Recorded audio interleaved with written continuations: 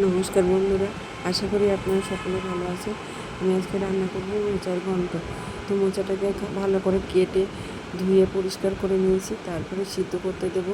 নুন হলুদ দিয়ে সিদ্ধ করে নিয়ে তারপরে নামিয়ে ঠান্ডা করে সেটা ভালো করে হাত দিয়ে দিয়ে মেখে নেব।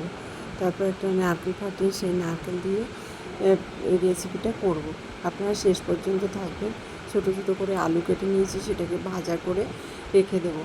তারপরে ফোড়ন তেল, ওই তেলের মধ্যে লঙ্কা, গরম মশলা, কাঁচা বাদাম,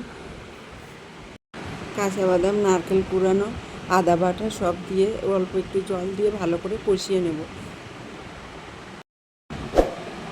মশলাগুলো ভালো করে কষানো হয়ে গেলে মোচাটা ঢেলে দিয়ে তার মধ্যে চিনি, ঘি দিয়ে ভালো করে নেড়ে চেড়ে নামিয়ে পরিবেশন।